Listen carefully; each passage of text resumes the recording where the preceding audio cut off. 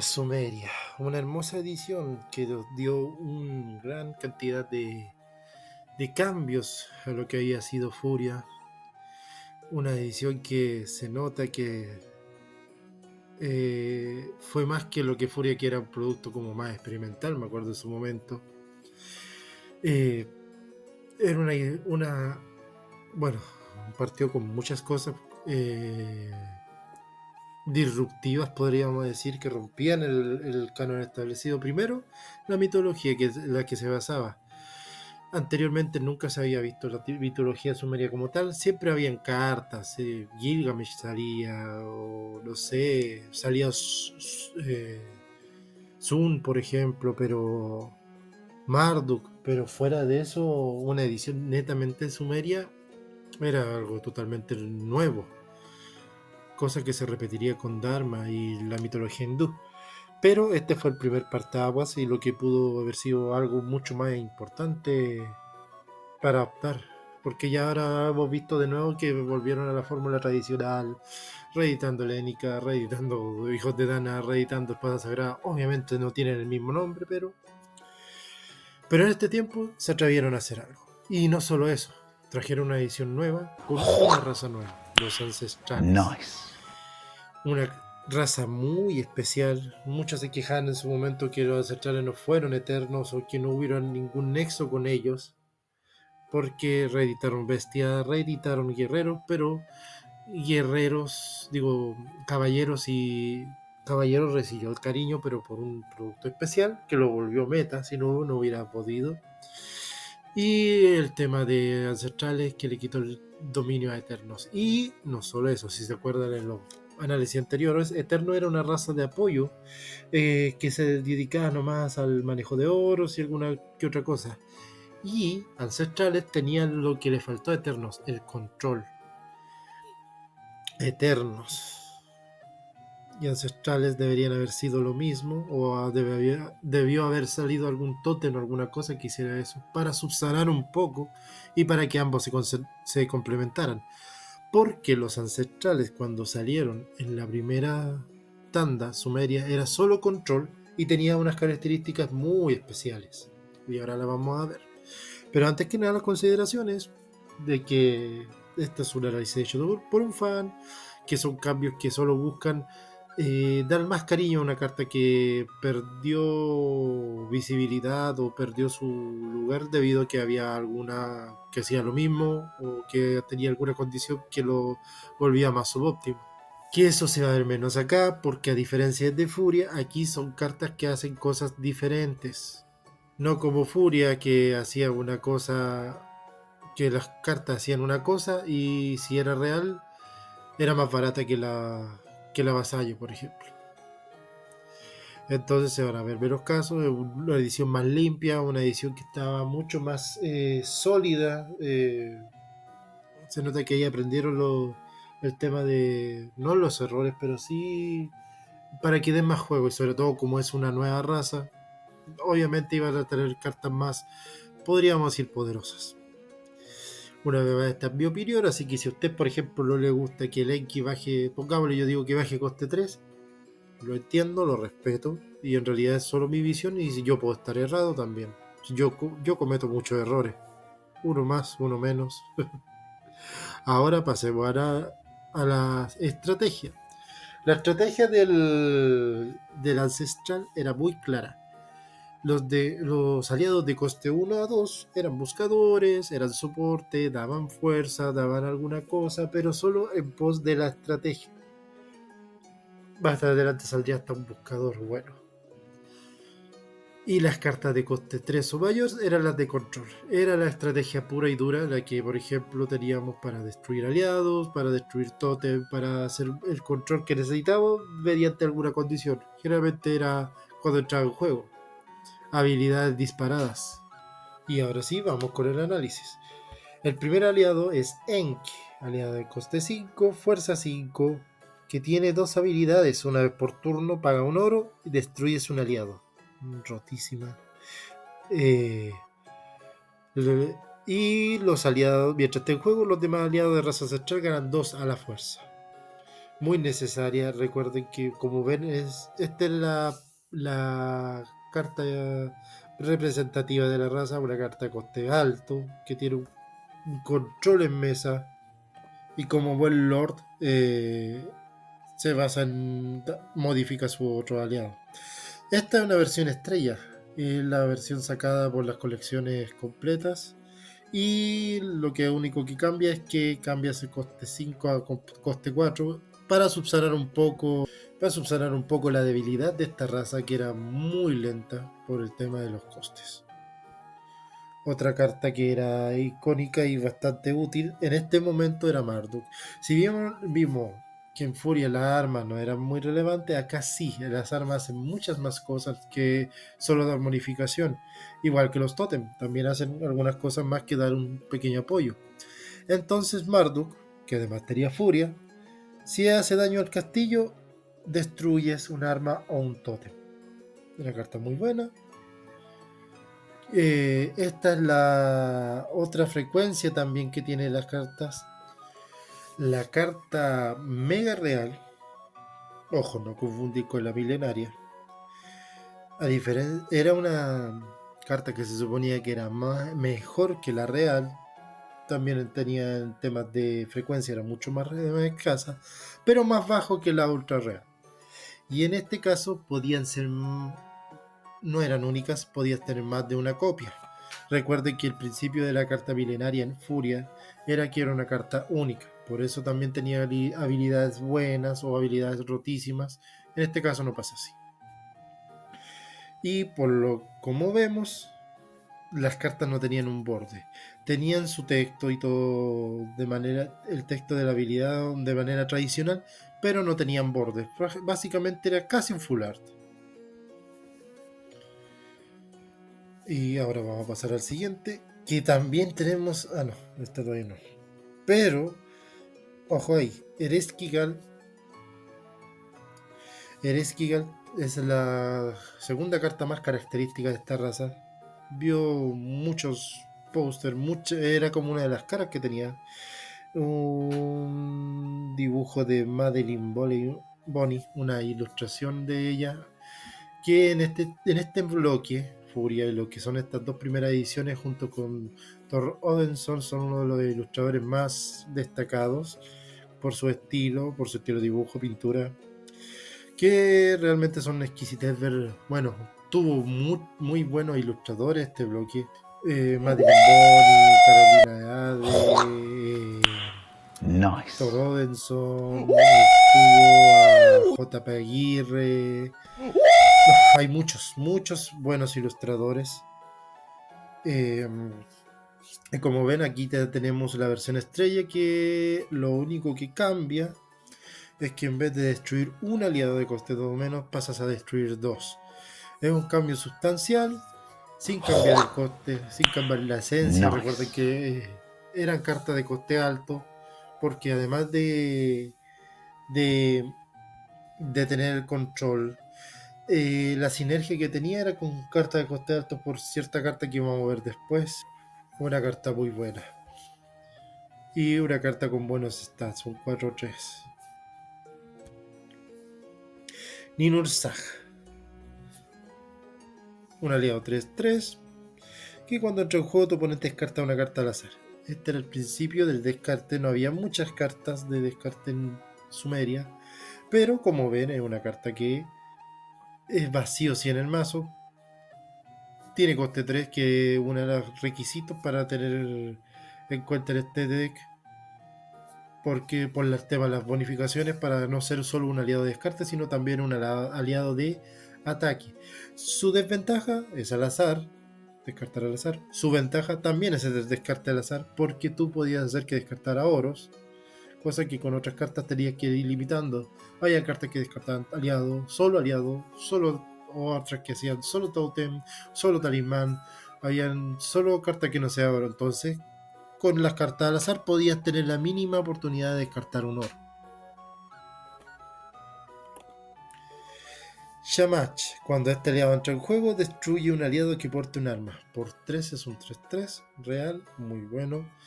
La restricción, como ven acá, es cualquier aliado, pero que porte un arma. Si no porta un arma, no lo puedes destruir, es un peso muerto. Pero como vimos en los anteriores videos de combos o en los diferentes tipos de análisis que hemos hecho, hay armas que son muy relevantes, que dan mucho poder. El Animanera, Arco de Cazador, Espada de Gilgamesh, por ejemplo, que te permite deshacerte de un mono, un bicho grande. Así que es una carta muy buena, que sí vio su lugar a 3 sí o sí, porque siempre había un arma, sea por ejemplo el mismo casco espartano para robar, también te servía para hacer un target, o sea, siempre iba a haber un aliado con armas. Muy rara vez había mazos que no usaran armas, y eran estrategias muy específicas. Guerrero usaba armas, guerrero, bestia, los caballeros, ¿ven? Eternos usaba ocasionalmente, y con Asgard también tuvo su espacio, o sea, siempre va a tener unas 2 o 3 armas. Sin mencionar que tú le puedes portar la máscara de oso. Siempre uso este caso, pero como en la carta de coste cero, más encima que puedes jugar del cementerio, se la portas al oponente, que recuerda que se puede, y se la destruyes con Shamash. Se me olvidó agregar eso al video de los combos. Enlil. Cuando este aliado entra en juego, destruye un aliado oponente que no sea de raza ancestral ni bestia. Muy buena carta, coste 4, fuerza 4, que puede ser un 4/6 y que era una de las cartas rostro de esta edición en la presentación. El tema es que Bestia es parte del meta y siempre fue parte del meta, o sea, nunca te lo pudiste sacar, ni por si acaso. Todo lleva los mazos con Lamu. Entonces, preveyendo esa situación, mantenemos esta misma carta y le sacamos esa restricción de solo ni bestias, solo destruir un aliado que no sea ancestral. Y con eso nos sacamos unos 2 o 3 problemas y mantenemos un cierto equilibrio en la carta. Después de todo, es una carta de coste 4. Lo que significa que no vas a tener 3 de estos. Puedes tener 2 si eres muy loco, pero hay más opciones, hay más espacios. O sea, dejar el día así hubiera sido una buena opción también, y es circunstancial. Solo quedaría al debe con el mazo que fuera un mirror. Kingu, Furia.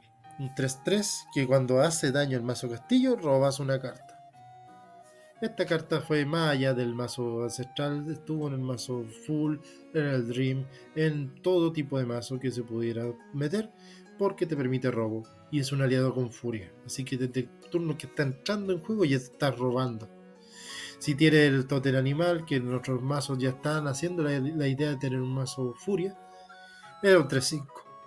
Ya, y habían bonificaciones para los ancestrales. Así que siempre ibas a pegar con Kingu. Sea solo, sea con bonificación, sea con algún arma, pero siempre ibas a pegar y ibas a tener tu robo constante. La carta core de este mazo, y como les digo, carta característica, coste 2, que es para ayudar a los demás, es Ishtar. Mientras esté en juego, tus aliados de raza ancestral de coste 3 o más ganan toda la fuerza. Ni siquiera es un busteo de 1, sino un busteo de 2 a la fuerza. Entonces dejaba una o dos Ishtar en juego y después ibas armándote. Y al final eran monos que eran verdaderas murallas. Este mazo no jugaba a la defensiva, si se fijan. Tenemos al Kingu, tenemos Marduk, jugaba ataque, a diferencia de Eterno, que siempre se jugaba para atrás. Ancestral jugaba hacia adelante, lo que lo hace muy, muy curioso. Pero ahí lo tienen, una carta que era para bonificar ataques, porque a la larga el mazo iba atacando. Esa era su estrategia. Controlo y ataco, destruyo, te controlo con un muro y hago ese muro atacar. Muy buenas. Erra, un 5/3, que cuando este aliado es declarado atacante, tus aliados ancestrales ganan 2 a la fuerza hasta la fase final.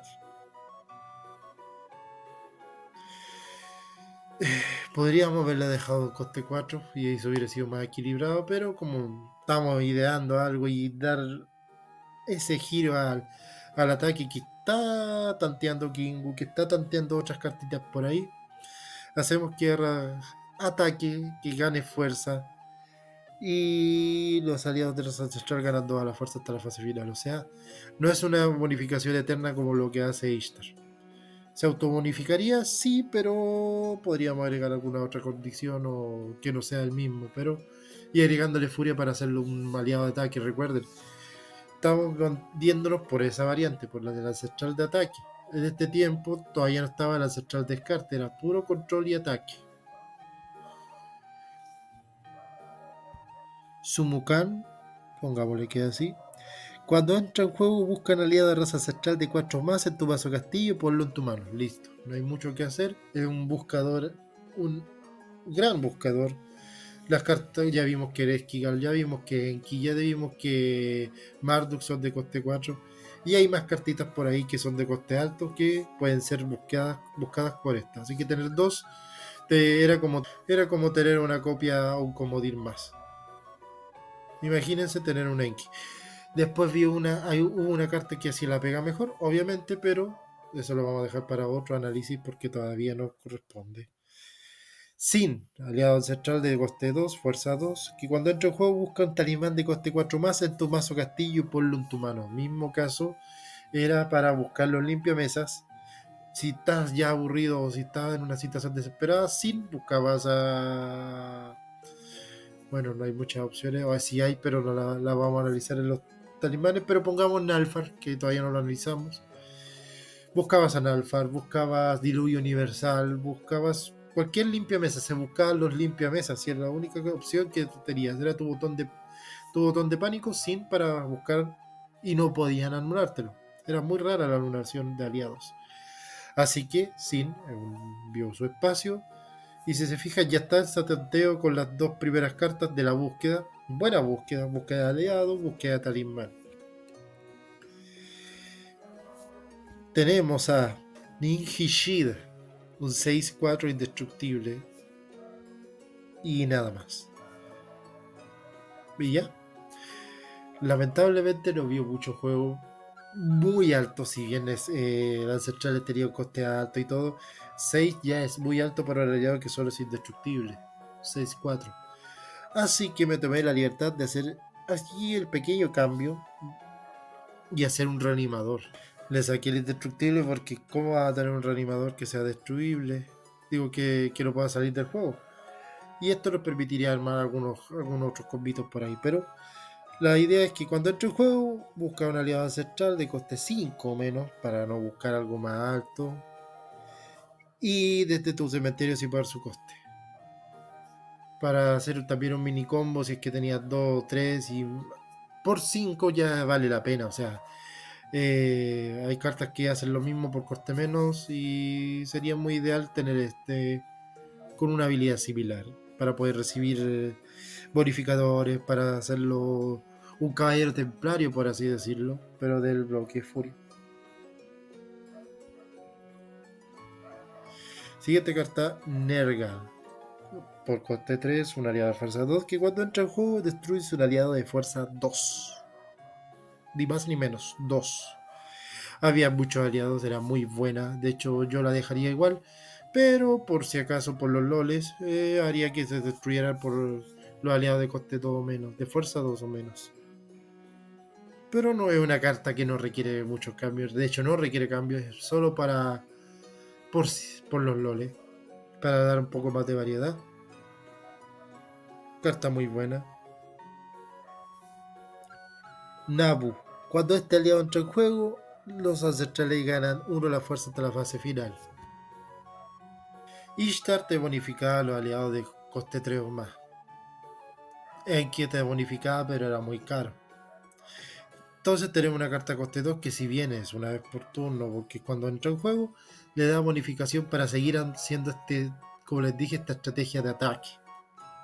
Así que una carta muy interesante, no vio mucho juego porque ya habían bonificadores, pero para un mazo de ataque, que después vamos a seguir viendo en estos análisis, veía mucho juego o se trató de orientar, aunque no terminó por arraigarse en ese tipo de estrategia. Namtar, Cuando este aliado salga del juego, puedes elegir un aliado de raza ancestral de tu cementerio y ponerlo en tu mano. Un 3-3. No hay mucho que cambiar. Es un ancestral, puedes buscar uno de coste 5, puedes buscar uno de coste 4, puedes buscar al mismo Nantar pero que esté en otro cementerio. O sea, las posibilidades eran varias. Y entonces no hay mucho que cambiar. Muy buena carta. Poco cara, pero fuera de todo, el ancestral es así. Lo habría dejado a 2, eso sí. Pero. Y Shun, cuando este aliado entra en juego, puedes buscar una aliada de raza ancestral de coste 2 en tu cementerio y ponerlo en tu mano. Un 1-1. Tenía algunas sinergias por ahí. Más adelante tiene más sinergia y era parte de un mini combo. Era una carta buena. Y como dije, busca la Ishtar. Es para recuperar la Ishtar. Y nada más. O Ishtar. Yo lo veo como sh. Pero bueno. Pero ahí tienen un 1-1 que es un buen recuperador. Seguimos en el coqueteo con los talismanes. Tash Metun. Cuando entra en juego, ve las 3 primeras cartas de tu castillo. Si es un talismán, ponla en tu mano. Muestra los talismanes y ponlos en tu mano. O sea, si entra en juego y mira las 3 primeras y son talismanes, robaste 3.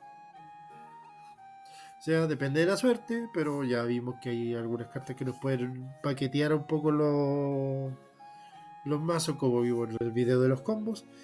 Así que una carta buena, que reduciendo la aleatoriedad, perdón, es una carta muy, muy, muy útil. Es un buen robo, es un robo más 13. No te voy a decir que siempre asegurado, pero con la estrategia adecuada es un 80-90%.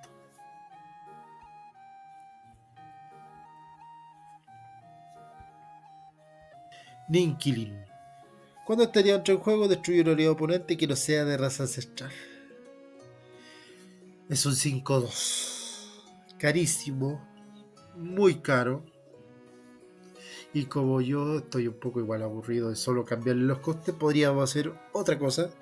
Y sería que cuando este aliado entre el juego, destruye todos los aliados que no sean de raza ancestral. Un limpio mesas. Y estaría dentro de esta regla de que los limpiamesas son de coste 5 más. Pero a su vez los talismanes que son limpiamesas son de coste 4. Salvo Diluvio que hace otra cosa. Entonces sería bastante rescatable dejarla así. Aunque igual veía copia a una copia porque la única restricción es que no sea ancestral. Pero como limpio mesa sería muy interesante, muy bueno. Y eso es lo que le faltó limpio mesa a esta raza. Tenía mucho control, mucho descarte, pero le faltó limpio mesas. Ninkarnuna. Dios mío, los nombres. Para que este aliado sea declarado atacante o bloqueador, paga un oro. Un 2-3 imbloqueable. Entonces, ¿qué pasa? Que por uno voy a estar haciendo 3 de daño todos los turnos. Entonces aquí ya vemos como se trataban de hacer orientar para que el ancestral sea un mazo de ataque, un mazo agro, cuando su estrategia principal era el control. Ni legal. Este aliado no tiene límites de armas. También lo vimos en el mazo combo. Es un mini Lancelot sin bonificaciones, obviamente. Y le podías portar 2 o 3 armas y se hacía una fiesta. Pero ¿qué pasa? La estrategia de armas es netamente del guerrero. Quizás caballero, ahí hay una disputa, pero hay muchas cartas de esta edición, sobre todo, y las que vienen de guerrero. Y ya el caballero jugaba con eso. Ningirama. Mientras este aliado esté en juego, tus aliados que porten armas ganan 1 a la fuerza. Lo mismo, trata de orientar al juego con armas, pero el juego con armas de otra raza. No es de ancestral. Pero lo dejamos porque ya vimos con estos arreglos que le hicimos, arreglos o incentivos para poder hacer un deck agro armas, un ancestral agro, que también a futuro serviría. Hay muchas armas que también sirven, los cascos partanos, muchas cosas, entonces dejémosle y también veamos más allá del arquetipo ancestral y veamos un arquetipo de arma. Nin Ildu. Cuando entra en juego, busca un talismán de coste 2 en tu mazo castillo por un tu mano. No hay mucho que decir. Oración pública se va, el ataque de dragón se va a la mano. Hay muchas cartas que eran muy importantes de coste 2. Crear runas, por ejemplo, que eran buscables y Nilindo iban en esos mazos. Uno de mis primeros mazos fuera de raza era netamente con talismán y buscaba. La tenía bastante. Un lugar bastante importante. Y después con la llegada de Camelot, con el Zarras, era muy hermoso mezclar Zarras con el ancestral. Mushdama. Una vez por turno, muestra un tótem en tu mano para que te aliado gane una de la fuerza hasta la fase final. Vamos a dar una vuelta acá, vamos a volver al tema de las armas. Y una vez por turno, puedes jugar armas. Genera 2 horas para jugar armas, pero que estas sean en aliado ancestral. Para que sea un generador bueno de armas y que se mantenga para la raza. Buscar el casco espartano, buscar, no sé, te falta ataque, la espada de Gilga. Si quieres defensa, arco el cazador. Si quieres algo sorpresa, el primer turno, ánima negra. Capta, perdón. Mientras tengas uno más totem en juego, este aliado gana 2 a la fuerza. No es mala carta, pero no existía un mazo totem como tal. Y ancestral, como vieron, juega más con talismanes. Entonces podríamos agregar un bonus, un gimmick. Podríamos decir que una vez por turno genera 2 oros para jugar o activar habilidades de totem. ¿Y por qué digo esto? Porque habían muchos totem relativamente buenos, pero que usaban costes de activación muy raros, muy caros. Entonces esto haría como más jugable, más rápida la estrategia del tótem y no tan olvidable. Porque todavía no tenemos ya el primer de los primeros combos tótem, que serían el Avalon, sería el Avalon con la plata de juventud, pero todavía le faltaba por definir un poco. Entonces un Capta podría ya dar algo como para poder hacer un mazo totem sin depender de la raza guerrero, porque la raza guerrero tenía buscadores, tenía aceleradores, tenía para recuperar, o sea, era una total locura. Y por último tenemos a Alu. En tu fase vigilia, una oportuno pagas, miren, fíjense bien, 5 oros para destruir un aliado de fuerza 3 o menos. Una carta buena en concepto, pero el coste de ejecución era muy malo. O sea, literalmente tenías que pagar 7 para destruir un aliado en tu primer turno. Ya podías pagar 5 para destruir otro, pero ¿qué pasa? Que tenías ya aliados. Tenías, por ejemplo, por coste 5, ya tenías la Ninkirim, por ejemplo, por 5. O, por ejemplo, tenías Nergal o Enlil, o sea, por ejemplo, ya tenías un montón de opciones. Entonces, este dolió porque era muy buen diseño, me gustaba su ilustración, pero la habilidad ahí. Lo que se podría hacer es que una vez por turno pagas 3 y destruyes un aliado de fuerza 3 o menos. Ya por 3 oros, 3 cada turno, ya te hace pensar más. Te ahorras los talismanes. Incluso dejándolo por 2, ya igual sería óptimo, porque recuerden que va a ser un blanco, un target al tiro de algo de eliminación. Pero esto ya sería como una antesala. Por coste 3 ya algo de control no estaría nada mal. Ya habíamos visto que en este formato íbamos a también tener la deck leads, pero tomando en cuenta que recién se está empezando con este ciclo, había razas ancestral que no se vio muy favorecida. Entonces voy a dejar un espacio como aquí, agregar después una deckly así improvisada, porque en realidad Ancestral vio poco juego al principio obviamente, porque ya con la edición del Rebelión ya cambia la cosa. Ahí vamos a ver el primer deck ancestral como tal, que ya tenía más descarte, tenía un montón de cartas interesantes, pero eso llega con la expansión. Por ahora solo tenemos un poco de juego y eliminación, como de nuevo una raza de soporte, que para el mazo Dream veía mucho juego en Elite por ejemplo, pero como raza individual se quedaba cojeando, era la que estaba cojeando al final del periodo, podríamos decir. Así que estoy alegre por hacer esta sección de nuevo. Y vamos al siguiente video ya pronto, porque estos ya son más lentos los videos, son más de buscar información, buscar idear la reimaginación. Tiene su proceso, más lento, pero esto me lo hice en par de una hora, menos. Y en comparación al otro que me devoré mucho más, un pequeño avance, ya le agarré el ritmo. Así que ahora tengo que ver cuando tenga otro tiempo libre para poder hacer el resto. Generalmente los tengo, pero voy avanzando de a poco. Ya tengo igual otros videos proyectados, así que ánimo y tranquilos que yo creo que todavía no se termina de subir el último de los combos, el último de la historia, ya no sé ni por dónde voy. Porque un día pude hacer varios videos que ya tenía prelistos y los subí todos de una. Así que, como esto está programado, pero este video va a llegar sí o sí. Así que, gracias por el apoyo y traten de compartirlo, traten de comentarlo, porque esto es para crear una nueva, no una nueva, pero para mantener a los de la comunidad Furia unidos, porque ya hemos tenido la 10ª, poco más, reimpresión de leyendas de primer bloque. Pero todavía no veo nada de bloque Furia.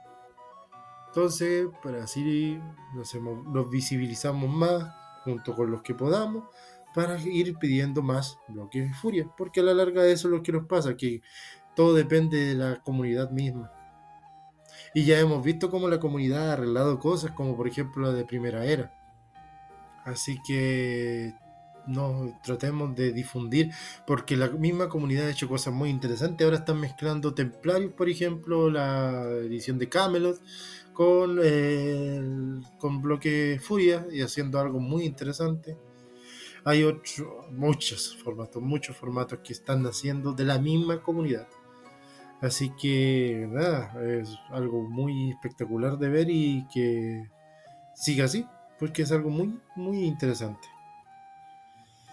Así que nos vemos en el siguiente video, que yo creo que va a ser el de la raza sacerdote o la guerrero. Ahí estoy viendo las posibilidades. Yo siempre vuelvo tono 2.